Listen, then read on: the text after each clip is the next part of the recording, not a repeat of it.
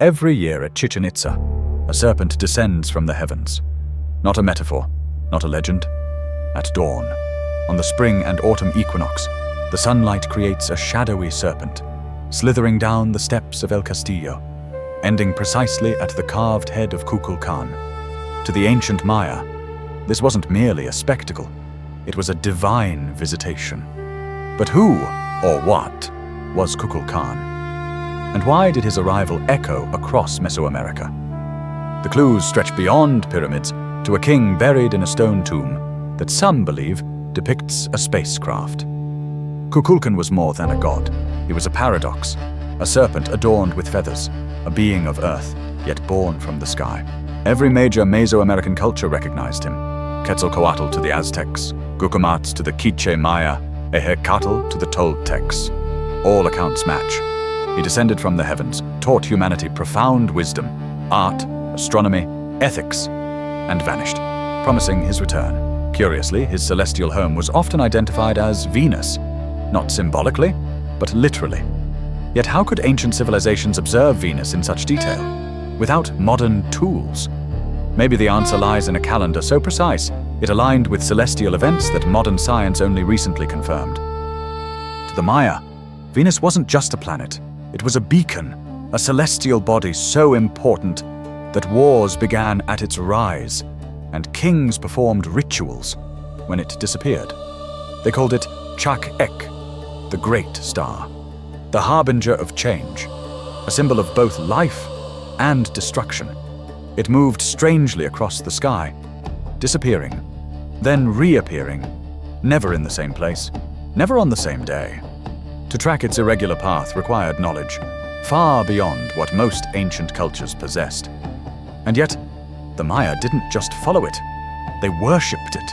They connected it to Kukulkan, suggesting not just a mythic bond, but a cosmic origin.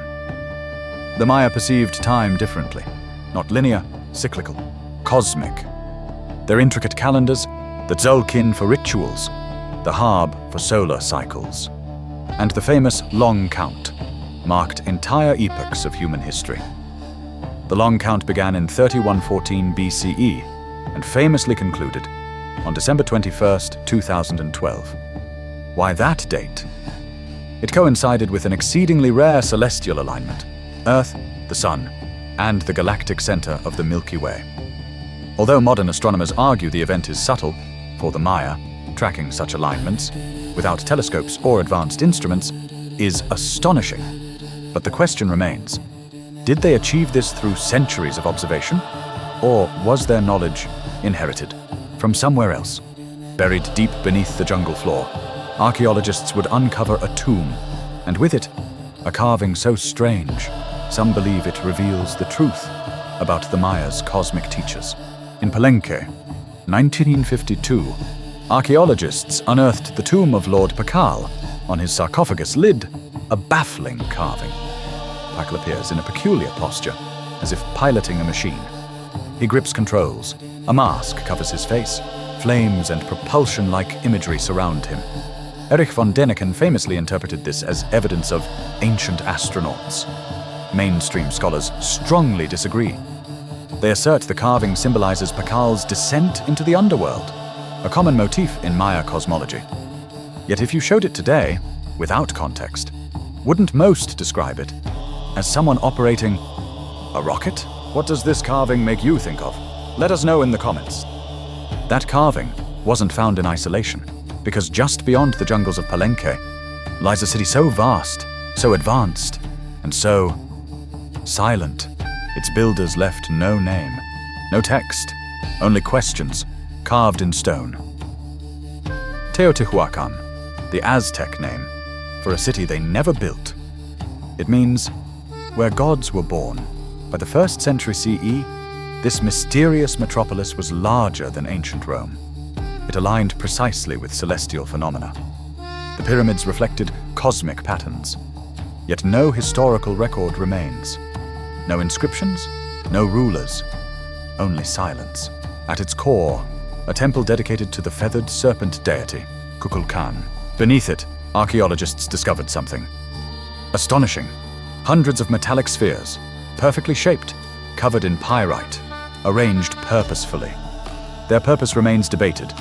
Were they symbols of celestial bodies or ritual artifacts? Even more intriguing, the tunnel walls were layered with mica, an insulating mineral used in modern technology. Coincidence or lost knowledge? Some say the real answer lies not in stone, but in legend, a tale of gods who emerged from the stars, and an archaeological site that makes the myth feel real. The Dresden Codex, one of only 4 surviving Maya books, holds a mystery that still puzzles scholars. In its faded pages, a detailed record of planetary cycles, including Mars. The Maya broke the Martian year into exact 780-day segments, matching the synodic cycle of Mars. Precisely. Even today, with telescopes and algorithms, matching that figure with such precision requires effort. Why were the Maya tracking Mars? And more importantly, who taught them how?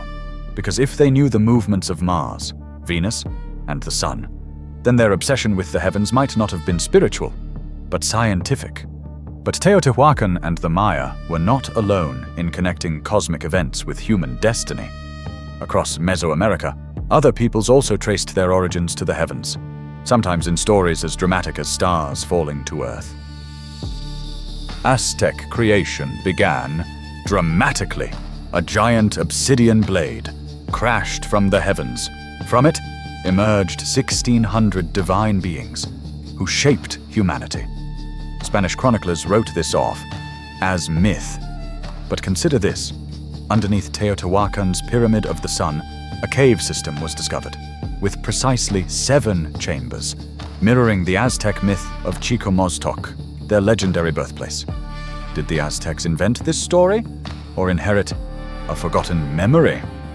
Before we decide, let's hear science's verdict.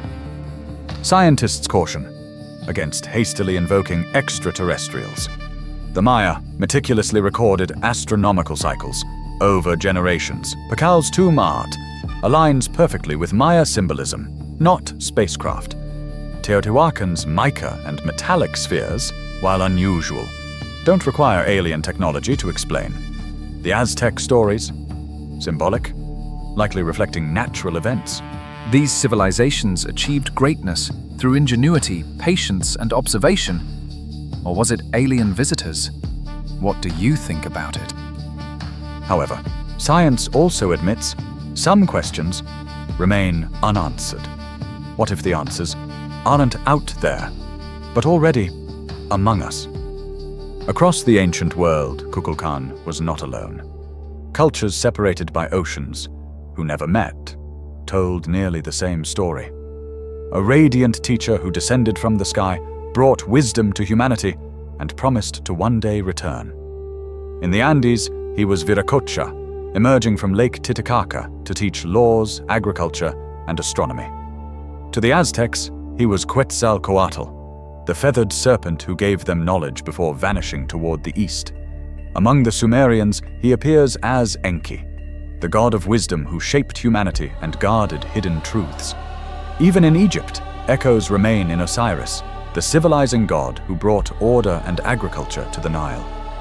These civilizations had no contact, no shared language, no trade routes that spanned continents. And yet, they told the same story. A visitor who arrives, teaches, departs, and promises to return. Is this pure coincidence? Or could it be the memory of something, or someone, greater than myth? And this theme didn't vanish with ancient myth. In later faiths, echoes of the same promise appear again. In Judaism, the hope for a Messiah who would restore justice. In Christianity, the belief in Christ's second coming. Even in Islam, the expectation of the Mahdi. Across millennia, the pattern repeats. A teacher who comes, departs, and is awaited once more. Maybe these myths are not just stories, but a pattern, a memory humanity keeps retelling. What do you think? Were these just symbols of knowledge, or echoes of a real event that shaped us all? Drop your thoughts in the comments.